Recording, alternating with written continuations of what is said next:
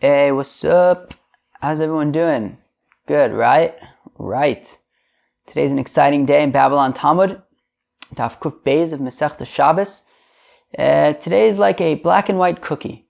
The first Amud is the last Amud in perek Hazorek. The second Amud is the first Amud in perek Haboneh. And you will notice the contrast. The first Amud is talking about things like Hotza'ah and Zorek and Ha'avara and changing your mind in the middle and shtickle complexity. The second one is a little bit smoother. But I'll leave that for you to judge. Friends, let's do an overview before we begin. So the Mishnah, we start out with a Mishnah on Daf Kuf Beis, Amud Aleph at the top, and one of the big takeaways from there is that in order to be chayav korban hatas, you have to have a shogeg both at the beginning and at the end. What happens if you throw something and then in the middle, while it's in flight, you realize, oh, oops, it's Shabbos, and then it lands. So you chayav chatas or not? What happens? Listen to this, friends. What happens if you either throw something or you're walking, and the first two amis are b'shogeg, the next two amis are b'mezid, and then there's another two amis, and those were b'shogeg? What do you guys say? It's easy, right? I don't know. I guess we'll see. Okay. What else can I tell you? Okay, yeah, then we move on to Haboneh and Makeh B'Patesh and things like that. So friends, it's an interesting daf, exciting day. Hopefully, the beginning of Haboneh is an indication of maybe a little bit of an easing of the intensity of the past, like 2 weeks or so. Friends, let's do it. Kuf Beis Amud Aleph all the way at the top, new Mishnah. Hazorek, somebody who throws something, and then once the object already left his hands, he remembered, oops, it's Shabbos. Kalta acher. Now, if somebody else catches it, okay, so Reuven threw it, Shimon caught it. Kalta kelev, or if a dog caught it, Oshen nisrfa, or it somehow got incinerated mid-air, Potter. Or at least before it landed. Okay, we're going to have to understand how to understand this Mishnah. But, okay, we said that if a person throws something and he remembers in the middle, the question is, what about it? Is he going to be chayav chatas, potter? Not so clear. Well, I don't know. The Gemara talks about it. Great. And then if somebody else catches it and Kilu does the hanacha for you, so then you're going to be potter because, you only did a zrika, an akira, not a hanacha. Weiter. Zarak lasais chabura, if you threw epis with the intention of making a wound, of hurting, an animal or a person, bein ba'adam vein ba'behema, v'nizkar ad shelo naisis chabura pater. Okay, and then you threw epis, and the intention was that you were gonna, you wanted to wound somebody or some animal, and then you realize in the middle, wait, it's Shabbos, I should probably wait till tomorrow to wound them. And so then you're going to be potter because it was, right, sofo shogeg. No, tchilaso shogeg v'sofo mezid. Okay.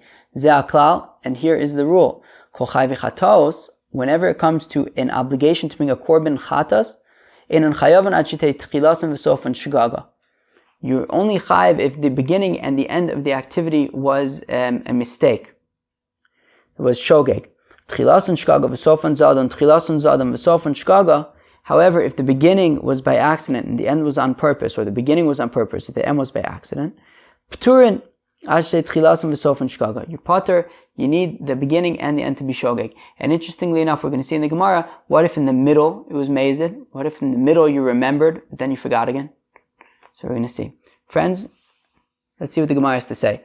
Hanacha chayiv. Okay, so the Mishnah says hazorek. So going back to the top line of the Gemara, hazorek. Somebody throws something. Okay, v'nizkar me'achar sheyatsa samiyado. And once the item has left his hands, okay, and it's now flying in midair, he remembers, oops, it's Shabbos. Okay? Now, the Mishnah had said, kol ta'acher, essentially, pater, right? So the Mishnah had said, well, if somebody else catches it, then this guy who threw it is pater, right? So Ruvain threw this object. It's flying through mid-air. He remembers that it's Shabbos. Shimon then catches it. The Mishnah says that Ruvain is pater because they basically split the hotzah, right? Right? Or in this case, ha'avara, zorek, whatever, however we want to categorize it. But Ruvain did the akira. Shimon did the hanacha. So Ruvain's pater. Now, the implication being, or the Gemara is trying to figure out, does that imply that if Shimon would not have caught it, and this item would have simply landed on the floor in Rosh Hashanah, Ruvain would be chayav? Ve'alo nizkar, says the Gemara. But after all, while this object was in flight, he remembered that it was Shabbos. Utnan kol chai vechatos einan chayavan ad shetei tchilasan v'sofan shgaga. And the Mishnah said that in order to be chayav a korban chatas, the beginning and the end would have to be a mistake, would have to be shogeg. Yet over here in the middle, he realized that it's Shabbos. So you had tchilaso shgaga, but v'sofo was mazid. At that point, he already knew it was Shabbos. So what's pshat? On the one hand, we're saying that when Shimon catches it, then Ruvain's pater, implying that if Shimon would not have caught it and it would have simply landed in Rosh Hashanah, then Ruvain would be chayav. But 1 second, he remembered after all in the middle while the object was in mid-air that it was Shabbos, in which case by the time that it landed and the hanacha happened, it was no longer shogeg. So then shouldn't he be pater? Because after all the Mishnah said that in order to be chayav a korban chatas, you have to have tchila and sof shogeg. So what's pshat, friends? So Amar Rav Kahana, says Rav Kahana, Seifa Asan Lelachto Misna.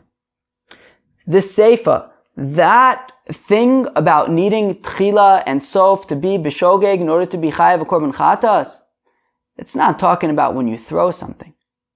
That is talking about, well, it is talking about when you throw something, but not when you throw something that leaves your hand. That is talking about when you have some kind of a clamp that basically donkeys, when they were carrying wine, they would somehow clamp the barrels of wine to the donkeys, whatever it is. But what's important for us is that this clamp had a rope on it. Okay? And basically what you're doing is, if you were, forget about the donkey and the clamp anymore, right? That's just what it is. It's a clamp that they would use for donkeys and had a rope attached to it. Great. Now in a completely different context, if you would take this clamp and you would throw it 4 amos in Rosh Hashanah, and you would realize in the middle, wait a second, I shouldn't be throwing this, it's Shabbos. So then you jerk back, you yank back the rope and bring it back to you. So that you would avoid throwing it. So basically you have this clamp, you have something that's attached to a rope that it's in your power at this point to yank it back towards you. And what happens? So you throw this clamp, it's attached to a rope, it's flying in midair. You realize, it's Shabbos. I should quickly, I'm not allowed to do this on Shabbos. But then you leave it. You don't yank back the rope. You could have, but you didn't. And you allow it to land in Rosh Hashanah 4 amos later. So in that case, you're going to be pater from bringing a korban chatas because you could have actually yanked back the rope and pulled it back and actually done something to avoid throwing it 4 amos from Rosh Hashanah. And from the fact that you didn't yank it back, that's what makes it sofo zadon. Right? And therefore, since you were basically empowered, you were in control of the situation, both by the akira and by the anacha, that you threw it b'shogeg, and then you could have yanked it back to avoid it landing after 4 amos, but you didn't. Therefore, you basically, it was within your power to have that hanacha be b'mezid. So that's why it's tchilaso b'shogeg, tchila b'shogeg, sofo b'mezid, and you're going to be pater. However, says Rav Kahana, in our Mishnah, in the Reisha of the Mishnah, when you take an object and you throw it 4 amos and it left your hand, it's already out of your control, and it was bishogeg when you threw it, so at this point, at the time that it lands, you're going to be chayav a korban chatas, because that rule of the beginning being bishogeg and the end being bishogeg, that is only when both the beginning and the end are in your control. But in our Mishnah, when you throw something and it leaves your hand and it's not tied to a rope and it's going to land when it lands, well, at that case, since when you threw it, it was bishogeg, so you're going to be chayav a korban chatas even though you remembered in the middle. You got that, friends? So again, back from the beginning of the Gemara, hanacha chayav. Our Mishnah implies that if when you throw something and then you remember in the middle that it's Shabbos and it lands, it sounds like you're going to be chayav. Right? You would only be pater if your friend Shimon catches it. Velo nizkar, but 1 second, in the middle he remembered. Utznan, and we learn in our Mishnah in the Seifa, kol chayav chatos enon chayav anat tchilas v'sof and shgaga. Then in order to be chayav a korban chatas, both the tchila and the sof has to be bishogeg. And over here, while the tchila was bishogeg, the sof you had already remembered, so it was b'mezid. You should be pater, right? So Amr of Ghana Seifa, asayin lilachto umisna. The Seifa, when it talks about the beginning being bishogeg and the end being bishogeg, that is only for something like a clamp that has a rope attached to it, where you're in control both at the beginning and at the end. And therefore, when you remembered in the middle that it's Shabbos and yet you did not yank it back, so that's why you're going to be pater from a korban, because while the tchila was b'shogeg, the sof was b'mezid, because you didn't do anything to prevent it from happening. But the Gemara says, Lachto misna ogdo b'yadohu. But the Gemara says, but this clamp and rope is not actually considered throwing, since you're holding on to it the entire time. Throwing by definition means it leaves your hand, it leaves your control, it travels through the air on its own at some point. It's impossible for you to be chayav for zorek when you're holding on to the object the entire time. Such as this case when you have the clamp that's attached to the rope and the rope is in your hand the entire time. So you're not going to be chayav bichlal for lachta umisna. Take this clamp, throw it as far as you want. As long as you're still holding onto the rope, you're not going to be chayav at all. So, Rav Kana, don't tell me that the tchila and sof and shogeg and mezid and chayav chatas, not chayav chatas, is talking about when you throw a clamp that's attached to a rope. There's nothing to talk about there. Of course you're pater. That's not considered throwing anything. So the Gemara says, yeah, but kigon sheniskavin lasos chabura. So the Gemara says, yeah, 1 second. But what this is talking about is you didn't just throw the clamp that's attached to the rope.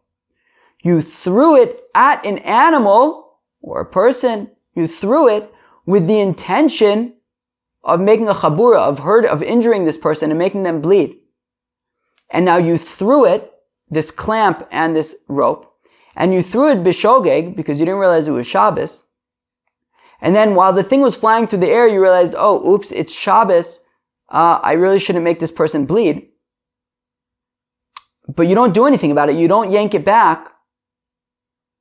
And it ends up hitting the person or the animal and making a wound.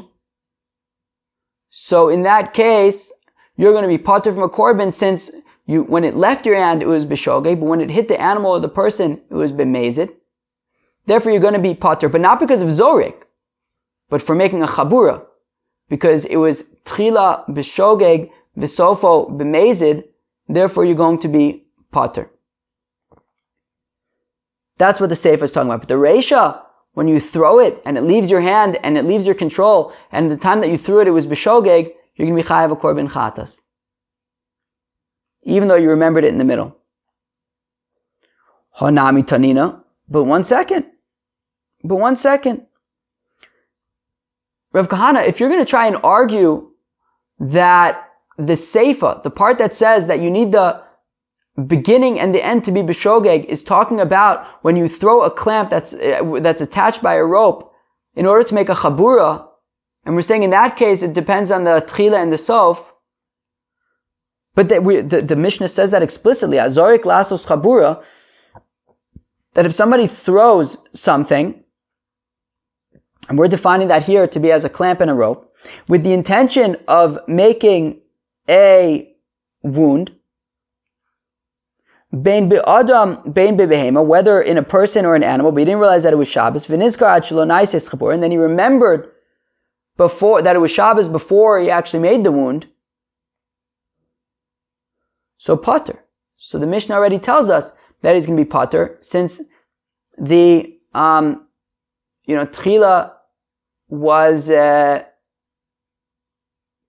b'shogeg and the sofo was b'mezid. So if that's the case, well then what is the ze'ah klal? What does this rule come to teach us, right? Meaning Rav Kahana was just trying to argue that the ze'ah klal, that's not teaching us when you throw an object and you remember in the middle that it's Shabbos. Rav Kahana says over there you would still be chayiv, since at the time that you threw it, you were b'shogeg, right? You can be chayiv a korban chatas. Right? And we're trying to figure out, well then, what do we do about the seifa? What do we do about the seifa? That the rule that says anything that you start out with shogeg and it ends up being mezid, your pater. We say that that's not talking about throwing something. So Rav Kahana said that it's talking about when you throw a clamp that's attached by a rope and you want to make a chabura, but then you realize that it's Shabbos. But the Mishnah already tells us that explicitly. So what is the ze'ah klal talking about? What's the seifa? What's this general rule talking about? So Ela Amar Rava. So rather says Rava, b'mayvir, the seifa, the rule, is talking about when you're carrying something for amis. Ha'avara. So you start walking, you're carrying something and it's b'shogeg, you forgot it's Shabbos. After 2 amis, you realize, oh, it's Shabbos. And you keep on walking another 2 amis. So in that case, you are going to be pater from being a korban chata, since the beginning was b'shogeg and the end was b'mezid. And that is what the rule is talking about. It's talking about ha'avara. V'azeh klal de katani azrika katane. But 1 second. Don't tell me that ze'ah klal is talking about ha'avara. But when it comes to zorek, the rule wouldn't apply. When it comes to zorek, if I throw something with an intention of shogeg, and then I remember in the middle, we're saying that I would be chayev. Well then, this is not the right place to be having this general rule about anything that you have tchila b'shogeg and sofa b'mezid, you're going to be pater. Right? Ze'ah klal is talking about zorek, right? The whole Mishnah is talking about zorek. It's talking about when you're throwing things. And then it brings a cool, then it says, and this is the general rule, that anything that is tchilaso b'shogeg and sofa b'mezid, you're going to be pater. Now, if you're saying that general rule is actually talking about something else, talking about havar, but doesn't actually apply to zorek, well then, it's not really the right context to be making this general rule. The Mishnah is talking about zorek and then saying a general rule about zorek, not about ha'avara. So this general rule is going to have to apply to zorek. Okay? So Ella Amar Rava, rather says Rava, Tarte Katani. Okay, here we go. Rather says Rava, the Mishnah is teaching us, the ratio of the Mishnah is talking about 2 things. Number 1, Hazorek v'nizkar me'achar sheyatzu samiyado. So somebody who Reuven throws an object, and then he realizes in the middle, while it's in flight, it's Shabbos. So at that case, he's going to be pater, because it was tchilaso shogeg and sofo b'mezid. Inami, or else, in what other cases will it be pater? Lo nizkar. He didn't remember in the middle that it was Shabbos. So it was completely b'shogeg, but it didn't actually land. V'kalta acher, Shimon caught it. So Shimon did the hanacha. O kalta kalev, or a dog caught it. O shenisrifa, or it got incinerated midair. Pater. In all these cases, it's going to be pater. So when he throws something and he remembers in midair that it's Shabbos, he's going to be pater. As well as if he didn't remember in midair, he just threw it by accident, but his friend caught it, his dog caught it, got burnt up. In all those cases, you're pater. Rav Ashi Amar said, Rav Ashi chasuri mechshav achi katani. Similar to Rava, but slightly different. He says that you just read you have to add a few words into the Mishnah. Hazorek v'nizkar me'achar sheyatzu samiyado. A person who throws something, and while it's in mid-flight, he remembers, it's Shabbos. Kalta acher. Now, if somebody else catches it, So then, O kolta kelev, O shenisrfa, pater. In all those cases, he's pater. What if nobody caught it? Hanacha chayev. But if it landed, remember, it's talking about somebody threw something. While it's in mid-flight, he remembered that it's Shabbos, and then it landed. We're saying he's going to be chayev. What about the fact that he remembered that it's mid-flight? B'medzvor mamurim. When do we say that he's chayev? Shechazer v'shachach, if he forgot again. Okay? I don't know what he was doing before he threw this object to make him so forgetful. But in any event, he threw the object, forgot it was Shabbos, remembered it was Shabbos, then forgot again that it was Shabbos. So in that case, he's going to be chayev. Pater. But if he didn't remember once again, so then, meaning he just threw something, and then in midair he forgot that it was Shabbos. No, I'm sorry, he threw something, and then in midair he remembered that it was Shabbos, so then he would be pater. Because in order to be chayev a korban chatas, you have to have the tchila and the sof b'shogeg. So if he threw something, he forgot in the middle, and then if he threw something, then remembered in the middle that it was Shabbos, and then he forgot again that it's Shabbos, so then he would be chayev a korban chatas, because you have the tchila and the sof b'shogeg. But if he threw epis, and then in the middle, he remembered that it's Shabbos, and that was that, so then he'd be pater. Wow. That was a bit of a brain exercise, right? Well, alright. Well, I guess brain exercises are good. That would be nice if brain exercises had an effect on the rest of your body. That would be good.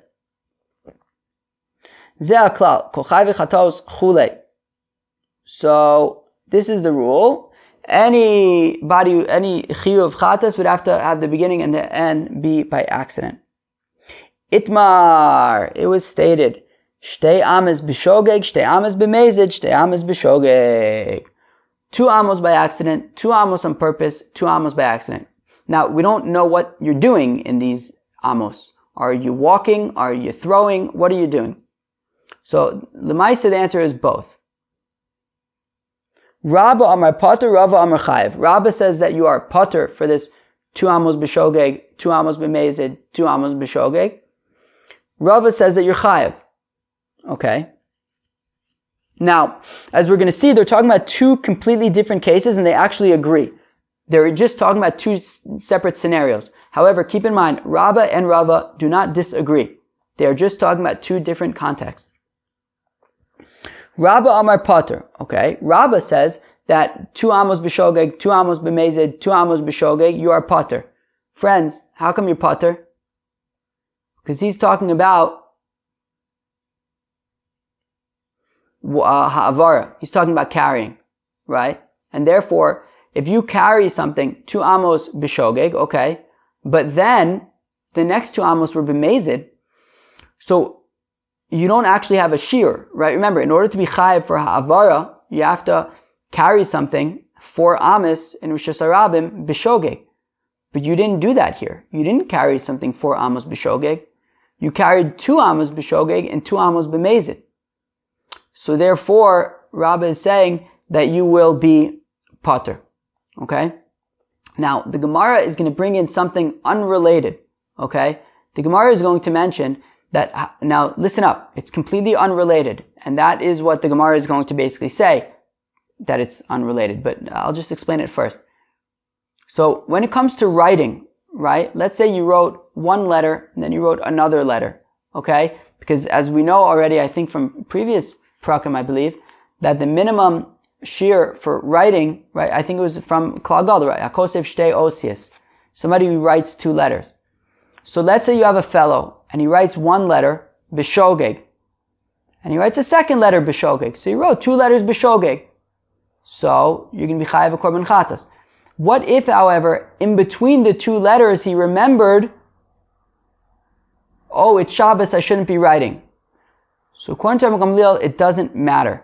At the end of the day, he did a complete shi'ur b'shogeg. He wrote 2 letters b'shogeg. The fact that in the middle, he remembered for a second that it was Shabbos and then he forgot again, we don't take that into account. He's chayav a korban chatas for writing 2 letters b'shogeg. Okay? Great. Remember, completely unrelated. Now, says the Gemara, Rabba Amar pater. So Rabba says, if I'm just going to give away the end. It's just going to make it easier, I think, to understand. So Rabbah says, remember, if you walk 2 amos b'shogeg, and then you walk 2 amos b'mezid, okay? So in this case, you don't actually have a complete shi'ur of ha'avara, right? You have half of a shi'ur b'shogeg, you have half of a shi'ur b'mezid, and therefore you're going to be pater. Now, afilu Rabban Gamliel damar ein yediyah lechatzi shi'ur. Now, even Rabban Gamliel, in that completely unrelated case, as we're going to show, that it's completely unrelated, where he says that when you write 2 letters b'shogeg, but in between, in the middle, you remembered for a split second that it was Shabbos, we don't care. We don't take that into consideration. Ein yediyah lechatzi shi'ur. There is no, we don't consider significant any knowledge that was only, at a halfway mark, at a half of a shir. Remember, he wrote 1 letter b'shogeg. He then remembered, it's Shabbos. He hadn't done a full shir of ksiva yet. And then he completed the shiur by writing the 2nd letter also b'shogeg. We say that the idea that he had in the middle, when it was halfway through the malacha, doesn't count. So maybe, therefore, we would have the havmina to say over here as well, that after he walked 2 amos b'shogeg, and then he had his yediyah, and he realized, oops, it's Shabbos, so maybe I would apply the same concept of ein yediyah lechatzi shi'ur, and say that that doesn't matter, that my knowledge that I had after 2 amos is irrelevant since it wasn't a complete shi'ur yet. But we say, hasam u dechi gamar shi'ura b'shogeg ka gamar. The difference is, right, over there by writing, when he completed the shi'ur, when he completed the 2nd letter, which is the minimum shi'ur for writing, he completed the shi'ur b'shogeg.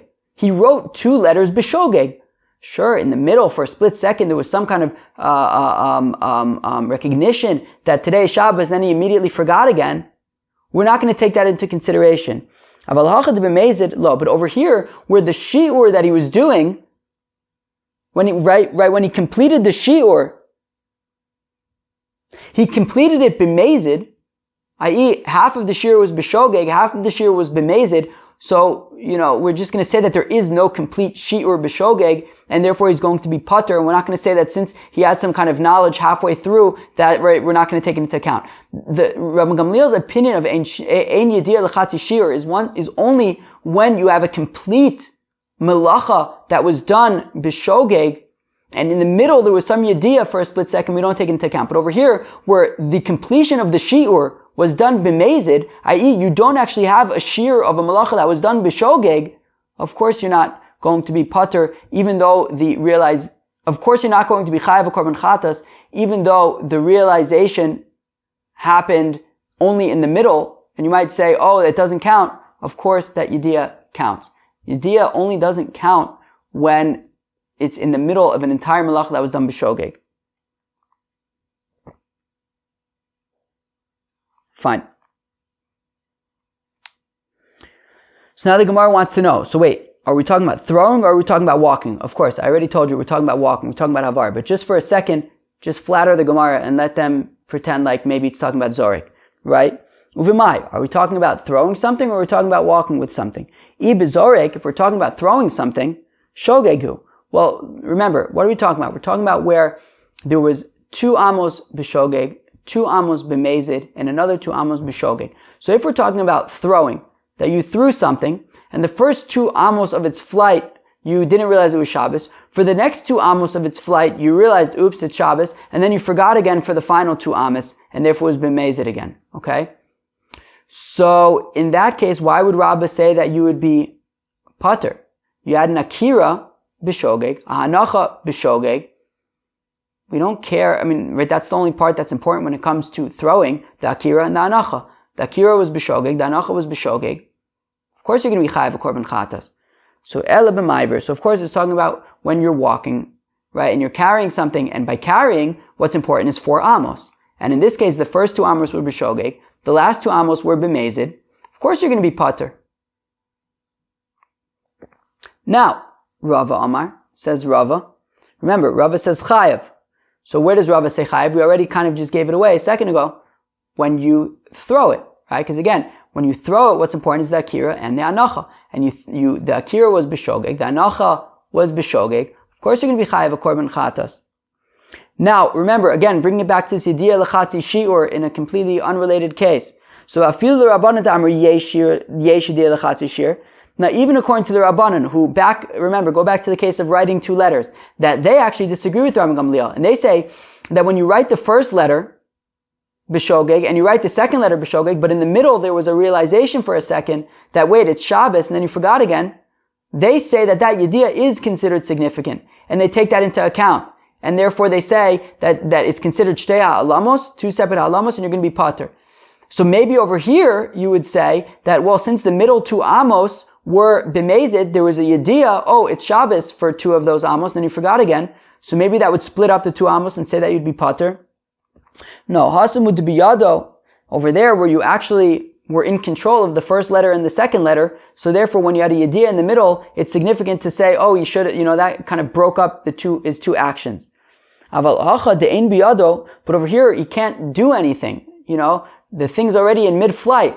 So since it's, when he has the yediyah, it's out of his control to actually prevent the second part from happening, so then we're not going to take into account that yediyah that happens in the middle to say it's significant, and therefore it's insignificant. And what is important is that the akira was with b'shogeg, the hanacha was b'shogeg, and it's talking about when you throw something. But now, again, flatter the Gemara for a second. Let them be able to think for a second that maybe it's talking about ha'avara. Uvemai, even ma'avir are biyado. Now if we're talking about ha'avara, that you're actually walking something 6 amos, the first two b'shogeg, the middle two b'mezid, the last two b'shogeg, well, then what does it mean that it's not in his control to stop when he has the realization? He's walking, of course he can stop. So ela b'zor, he must be talking about where he throws, and it's out of his control to stop it in the middle. So l'maisa, so what do we see? So we see both Rabbah and Rava are going to agree, they're just talking about two different cases. So, therefore, the case when Rabbah says that you're pater, it's talking about when you walk something 6 amos, but basically the shear for walking is 4 amos, and when you completed that shear, half of it was b'shogeg, half of it was b'mezid, therefore you're going to be pater. According to Rava, you're going to be chayiv because he's talking about throwing something. That the first, when you threw it, it was b'shogeg, when it landed, it was b'shogeg, in the middle it was b'mezid, but who cares? What we care about is the akira and the anacha. That was b'shogeg, so of course you're going to be chayiv a korban chatas. Okay. Zok the Gemara, Amar Rava, says Rava, Zorak. It says Rava, but I don't know, there's a Gira that says Rava. Honestly, I don't know. Maybe let's take a vote. What do you guys think? Rava or Rabba? I can't hear you guys. I'm just gonna say Rava. Okay, Amar Rava. Zorak v'nacha b'fi akeleb. So if somebody threw something and it landed in the mouth of a dog, or b'fi akivshan, or in the mouth of a furnace, chayav. V'anatnan kalta acher, or kalta akelev, or shenisrufa pater. 1 second. Rava is saying that if somebody threw something and it landed in a dog's mouth or in the opening of a furnace, you are going to be chayav. But didn't our Mishnah say, right? Kalta acher, if somebody else caught it, or kalta akelev, or if a dog caught it, or shenisrufa, or it got incinerated, pater? So why would Rava be saying chayiv if we have a Mishnah that says pater? So hasam deloi michaven. So when our Mishnah says you're pater, it's when you didn't intend for the dog to catch it. But if you intend, you throw it to the dog for the dog to catch it, well then that's going to make it significant and you're going to be chayiv. Amar Bevai bar Abaye. Afananami Tanina. We also have a Mishnah in Kresus. Yesh ochel achila achaz v'chayiv aleh dalad chataos v'ashem echad. Wawawiwa. You can have a friend who eats 1 kizayis of something, and yet he's chayiv 4 korban chatases and 1 asham. Oh my gosh! I hope he saved up money for that. Oh my gosh! Maybe he could take it off of his taxes. Yeah, I'm arranging my taxes now. I'm not having such a good experience. Okay. Hatame. So now here's the example. Hatame she'achal chelev. So a person who is impure and he ate a kazayas of chelev, so wheat, vu nosar, and this chelev is also nosar, right? Kilu, it's from an animal. So, right, the chalavim ve'evarim, right? The chalavim are generally parts of the animal, I think, that like go on the mizbeach for God, right? Now, there is a time when I guess they are supposed to go on the mizbeach, although nosar is usually in the context of like eating something, but somehow this chaylev was not eaten. Well, nobody can really eat chaylev, but I guess it was part of, somehow it's considered nosar. I don't know. How would this chaylev be considered nosar? As opposed to like, what's it called? Lun, right? Was when it doesn't get onto the mizbeach on time. I don't know. Somehow this chaylev is nosar, and obviously it's chaylev, and this fellow is tameh, mina mukdashim, and it's from kadshim, biyom kippurim. Oh, of course, it's Yom Kippur, right? Can't eat on Yom Kippur. So if you do this, so you're going to have to bring a korban chatas for the fact that you ate chaylev, for the fact that you're eating kadshim betuma, for the fact that you're eating on Yom Kippur. So you have to make chatas for all those things. And the fourth chatas, well, then there's an ashram mi'ilos, because you got hana'ah from this chaylev by eating it. And what's the fourth chatas?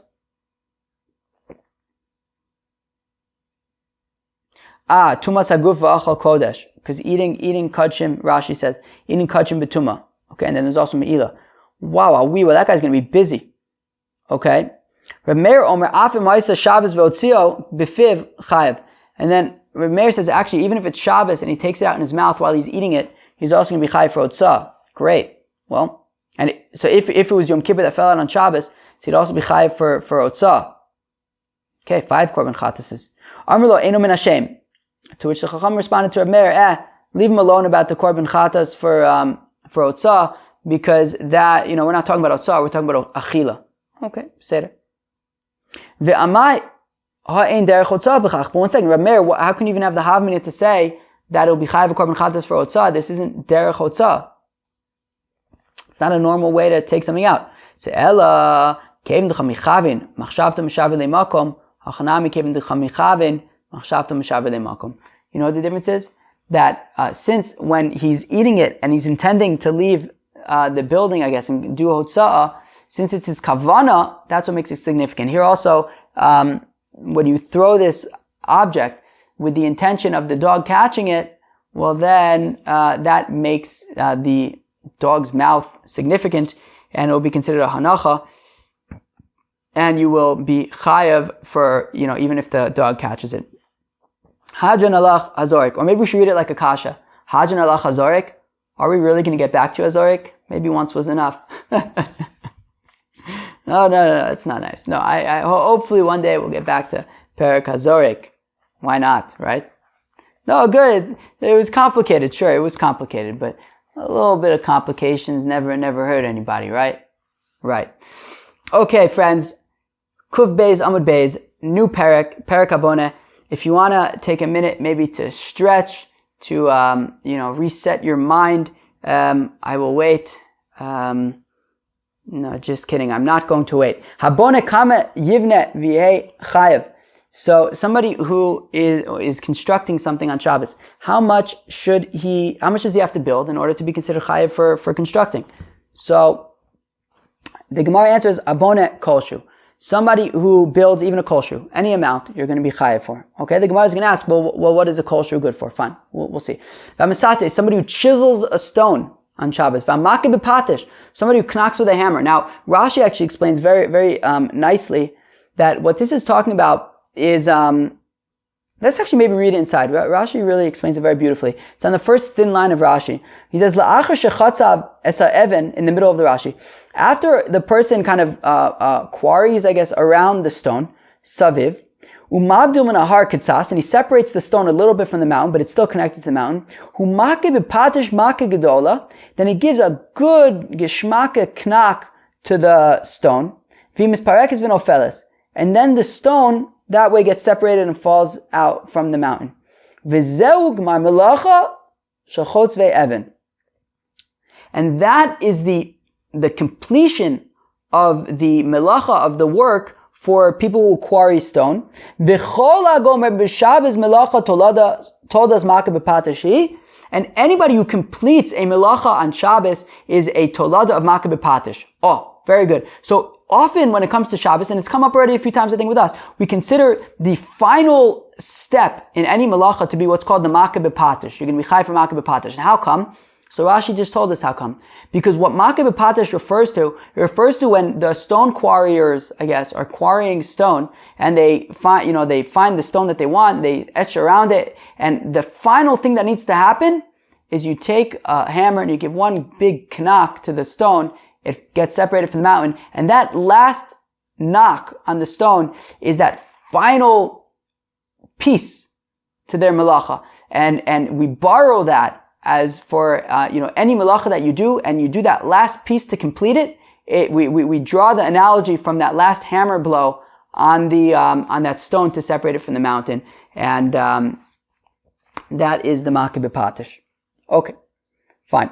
Uvim maitzed, or if you give a knack with a maitzed is an ads. I don't know if I'm pronouncing that right. ADZE. I looked it up. You can look it up too. I used Google. You can look on Google for ADZE. I don't know. It's some kind of a thing. It looks familiar. V'akodeach kol shu chayv. And if somebody drills a hole on Shabbos in a wall, so then you're going to be chayv. Okay, Zeh HaKlal, this is the rule. Don't worry, it's not as complicated as the previous rule we saw today. Kol ha'oseh melacha u'melachta miskayemes b'Shabbos chayv. So if anybody does melacha, it's long-term melacha, ke'ilu, drill a hole in the wall. That hole's going to be there forever. Right? Somebody who does a long-term melacha, a long-lasting melacha on Shabbos, you're going to be chayiv. Weiter. Rav Shimon Gamliel, Omer says, Rav Shimon Gamliel, this is interesting, af ha'makeh b'kurnis ala seden b'shaz melacha chayiv b'pnei shu kimsakin melacha. That even if somebody just takes a hammer and he knocks the anvil, that's like this iron kind of board of sorts. I don't know, you can look that up too, anvil. ANVIL. So you take a hammer and you give a knock on the anvil. So what are you doing? You're just knocking an anvil. So nonetheless, you are going to be chayiv, and I think the Gemara is going to explain why. Well, he says because you're like fixing melacha, but I guess imagine we're going to have to explain this a little bit, because what are you doing? You're just taking a hammer and hitting some iron. You're not making anything. Says the Gemara, kolshu l'may chazia. What is a kolshu good for, right? In general, in order for us to be chayav on Shabbos, it has to be significant. You have to be accomplishing something. What are you accomplishing by doing a kolshu of boneh? What can you build that's significant with a kolshu? Amr b'Yirmiyah. Shekain ani chofer guma latzniya ba prutosa. Well, a poor person might dig a small little hole to put in a few coins. The chavasa gabe mishkan shekin tofer yurias chofer guma latzniya ba machtein. That the equivalent case that we learn it from the Mishkan would be that the sewers of the strips. Remember, we had those strips that we saw the other day, that the covering of the Mishkan was made up of 10 different strips, and they would sew 5 of them together and another 5 of them together, and then they would connect the two pieces with what's it called, hooks in the middle, and it looked like stars in the sky. Anyway, so they would sew those yirios, they would sew those strips together into 2 blocks of 5. So the sewers, they would dig these little holes in the ground, and they would put their needles in there. And therefore, since those little holes were considered significant enough, that is what would be, that is what we base the minimum requirement of a kol shehu for boneh on. Abaye Amar, Kevin de Mashteche lo abdeachi. So Abaye says, yeah, but if putting metal needles in holes, they're going to get rusty. And since they would get rusty, this was not actually a good solution, and they didn't actually. It sounds like in the Mishkan, they wouldn't actually dig these little holes and put the needles in. Rather, Abaye's suggestion is that a poor person will create these little legs for a tripod that he will put beneath a stove so that he can cook a little bit of food. And I guess that these tripods, these legs were pretty small. And that is the kol shehu that you can build. The chavasa gabi Mishkan, that the equivalent in the Mishkan, mivashli samanin litzbor yirios shechsera melachton, that the people who would cook up the herbs that they would use to make the dyes, that if you have a little bit of a wool that was missing a little bit of dye, so then you would make this tripod and make a stove and cook up a little bit of dye. Osim pitpute kira katana lishfo solea yora katana. Right? They would put this little kettle on it and make some more dye on this little stove with these little tripod legs. So that is what you could do with a kol shehu. What you could build with a kol shehu. Rav Acha bar Yankiv Amar, in aniyas b'makum ashirus. Rav Bar Yaakov says, what are you talking about, Rabbi Yirmiyah and Abaye? You're talking about aniyim and talking about bringing proofs from the Mishkan. There was no aniyus b'makum ashirus. The Mishkan, everything was done kiyad hamelech. Everything was done, right, as Rashi says, dayim v'hoser. Running out of dyes, and you have to make a little bit more dye because you ran out. What are you talking about? They would make so much dye, you wouldn't know what to do with all that dye. Everything that they did in the Mishkan was, shefa. So rather, rather, no, what you could do with building a kolshu is that if you have a homeowner and he has a hole in his wall that he needs to fill in, so he'll just kind of fill in that wall, and that's where you can build a kolshu, the filling for the wall. The chavasa gabi mishkan, that similarly in the Mishkan shekin keresh shenafla bo darna matif l'socho ever v'sosmo, that if you have one of the beams, we know about the beams, right? So one of the beams in the Mishkan, who could tell me how wide was a beam? Very good, 1.5 amas. What about its thickness? Also very good, 1 amma. Its height? 10 amos. Very good, everyone. Your memories, you guys surprised me with your memories. Very good. Very impressed. Very, very impressed. So if you have these beams and the beam gets a worm in it, and the worm kind of eats a shtickle from the beam, so you put some lead in there and you fill in the holes. So that's what you could do with the kolshu. According to Rav Bar Yaakov, you could fill in holes. Now this is like a fun little bit. I don't know if you're into it. Amr Shmuel, says Shmuel, somebody who takes a stone and just sets it in the ground, doesn't use any cement or anything like that, he sets it in the ground, chayev. But meisvei, echad nosen es ha'even, ve'echad nosen es hatit. If somebody, you have Reuven and Shimon. Reuven puts down the stone, Shimon adds the cement to the stone, or whatever the material that they would add to it. Tit is like mud. Hanosen es hatit chayev. So who's chayev? Shimon. The one who puts the mud on the stone is the one who's chayev, implying that simply putting the stone down is not a big deal. Why is Shmuel saying that you're chayev for setting a stone without any cement or anything on Shabbos? Apparently it's the cementing that's important. Just setting a stone isn't important. But one second, you're asking me a kasha from that brisa? Ema seifa. Keep on reading in that brisa. What does that brisa say? Rabbi Yossi Omer, Vafilu hela ve'niach al gabe dimus shel avonim chayev. That Rabbi Yossi says, even if you simply just put a stone on a row of other stones, you're chayev. Meaning, whereas Shmuel, at least, he wasn't saying that you're using cement, but he was saying at least you're setting it in the ground, you're putting it down, you're maybe putting some dirt around it, you're making sure it's secure. Rabbi Yossi in that brisa, that you bring, right, and so then we had a brisa that says that if Reuven puts down the stone, Shimon puts on the cement, Shimon's chayev. So we wanted to say that therefore putting down a stone isn't actually doing anything. But that same brisa says that according to Rabbi Yossi, if you just take a stone and put it down on top of the wall, you're chayev for that. There you're not even setting it at all. So what's going on? No, there's 3 ways to kind of add stones to a building, to a wall. Tata mitzia ve'ilai. You have the bottom of the wall, you have the middle of the wall, and you have the top of the wall. And the way that you set the stones is different for each part. Tata ba'it sadude ve'afra. The bottom layer of stone, you just have to set the stone in the ground and add maybe some dirt around it to make sure it's secure. Mitzia ba'ina mitina. Now for the middle part of the wall, you actually have to add cement. Ilai ba'nacha ba'alma. The top part of the wall, you can literally just put a stone down over there. You don't really have to set it much. If it moves around a little bit, we don't really care that much. It's the top, nothing's really relying on it so much. It's okay.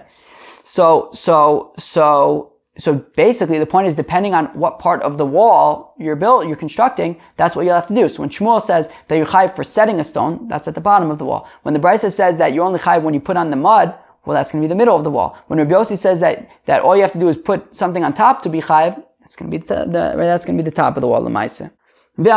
So the Mishnah said that somebody who chisels a stone is going to be chayev. Misates mishum mayim chayev, v'avamer mishum boneh, u'shmuel amr mishum makeh b'patish. So when you chisel a stone, what are you chayev for? So Rav says, well, you're chayev for boneh, for building. Shmuel says that you're chayev for makeh b'patish. Okay. Hose nekev belul shel tarnagolim. well, why would you be chayiv for makeh b'patish? Because it's the last thing that when you chisel something, you're not gonna, you're gonna chisel it and then leave it. You're not gonna do anything else to the stone after that. So it's the final thing that you're gonna be doing.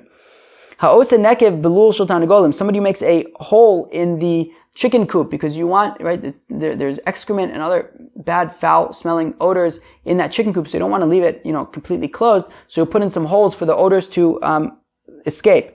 So again, Rav says that you're chayiv for building, for constructing. Shmuel says that you're chayiv for makeh b'patish. I'll shuvsa b'kopina demara. Let's say you are constructing a hoe that you're gonna kind of hoe the ground with. So what do? You take a handle, and then you take the metal hoe instrument part, and you stick them in, you connect them. Then you take a peg and you stick it in the hole to make sure that the handle stays in tight. Okay? So Rav Amar Mishum Bono Shmuel Mishum Makeh b'patish. Again, Rav says you're chayiv for sticking in that peg for boneh. Shmuel says you're chayiv for makeh b'patish because that's the final thing that you're going to do in constructing the hoe. Utzricha, we need all three cases. Because diashma'inan kamaisa, if we would only have the first case of chiseling, so ha'ika amarav mishum de derech binyan b'chach. So that's where Rav, I'll say that's where Rav says that it's boneh, chiseling. Chiseling is like a normal building activity. Aval osa nekev b'loshul tarnagolim de derech binyan b'chach emamoded le'lishmuel. But I might think that in the other case, what would Rav say when you just put a hole in the side of a chicken coop? That they don't normal ways of construction they don't just add holes to the wall so that air can escape. They might add windows and doors to add ventilation so that air can come in, but not necessarily because it smells so bad in the house that you need the smell to escape. Right? Therefore, I might think that isn't a normal kind of boneh thing, and Rav might agree with Shmuel that the issue is makeh b'patish, that the last thing you do once you create the chicken coop is you put in some holes in the wall so that the foul odors can escape. So Kamash Malan, that's why we need also the second case to teach in that case as well. Rav is going to say that you're chayiv for boneh. But if you only have the case of, what was the first one? Of chiseling, the second one of adding the holes to the chicken coop. And if we only had those two, I might think, what would Rav say in the case of adding that peg into the hoe?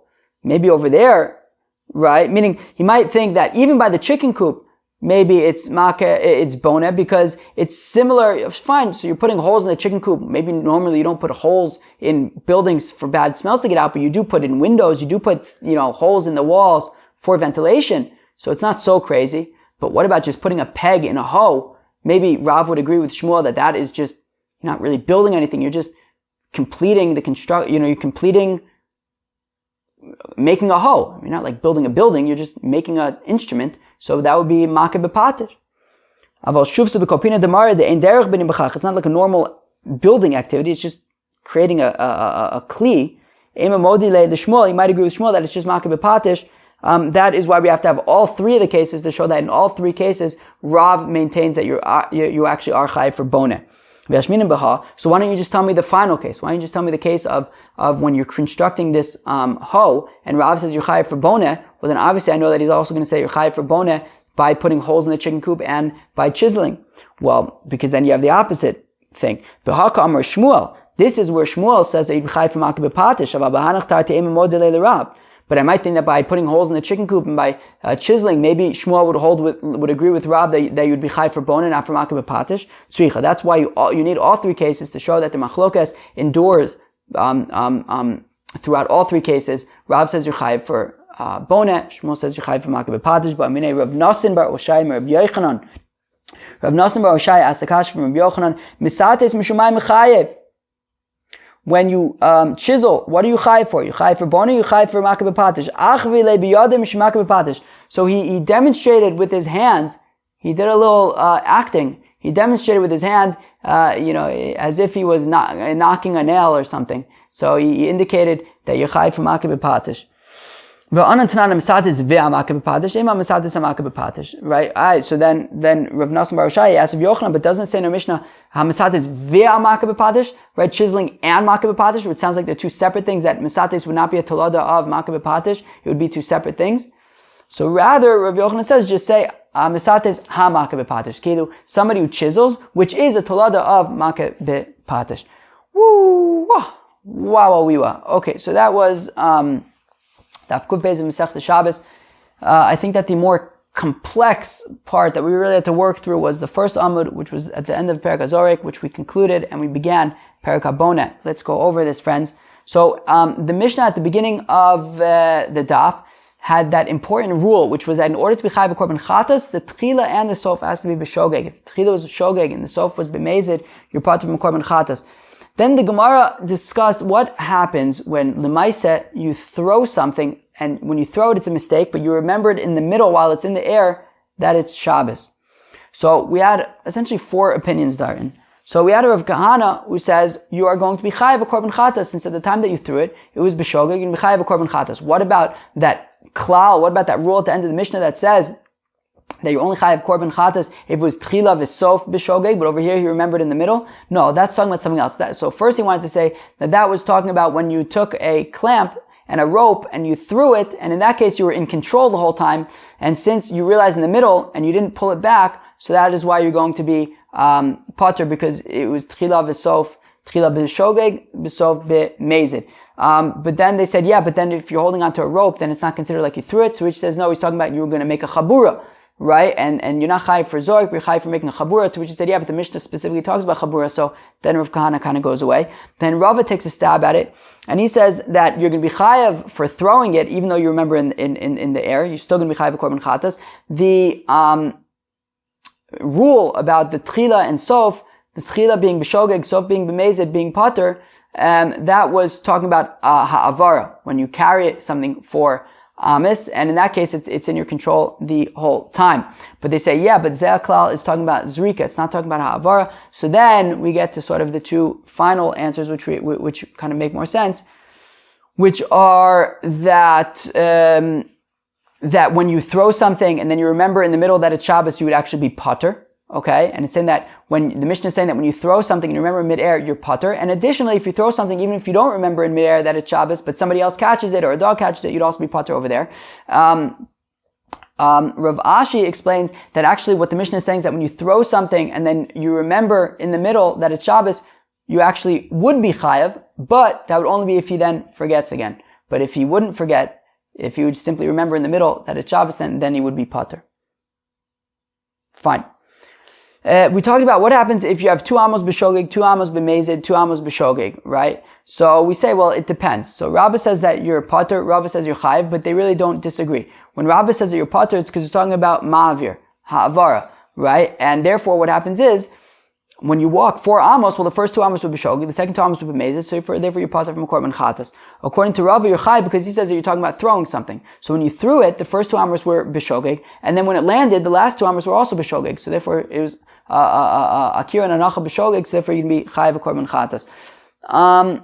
Fine. We said that, then the Gemara said that even if you throw something, and a dog catches it, you could still be chayiv to bring korban chatas. That's if you intended to throw it to the dog.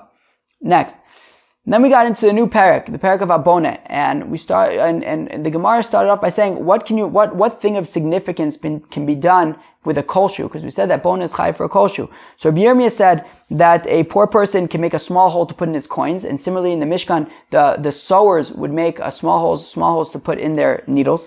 Abaye said, but the needles would get rusty. So instead he offers that it's talking about you can make small legs for a tripod. That in the Mishkan also, right, and an ani would use that to cook a little bit of food for himself. In the Mishkan also, if they ran out of dye, so they would make these little legs of a tripod to cook up to create a little bit of dye, and they would use that. To which Rabbi Acha Bar Yaakov says, what are you talking about? In the Mishkan, they never ran out of anything. They would create so much, there was so much shefa, they would never run out. So rather, it's that a homeowner, if he has like a hole in a wall, he'll fill it in, and that's only a kol shoe. And similarly in the Mishkan, if there would be worms eating through the krushim, they would have to remove them and fill in the krushim. We talked about setting stones. Shmuel said that you're chayiv for simply setting a stone in the ground. We said, what do you mean? But we have a brisa which says that you're chayiv only for putting on cement. But the Gemara says, no, it depends. There's 3 parts of a wall. The bottom part, the middle part, and the top wall. The bottom part, you simply set it in the ground and you're chayiv.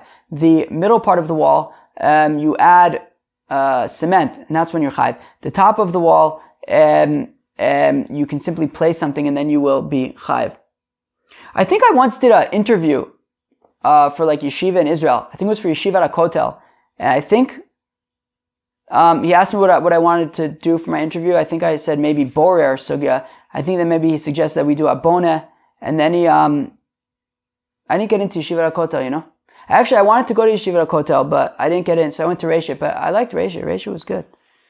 Okay, and then the Gemara says, right, then we had a series of different things where Rav maintains that you're going to be chayiv for Haboneh. Shmuel maintains you're going to be chayiv for Makeh Patish. The first one was chiseling. The second one was putting holes in a chicken coop. And the third one was putting a peg in a hoe to keep it in place. Friends, have an awesome day, an awesome night. Peace out.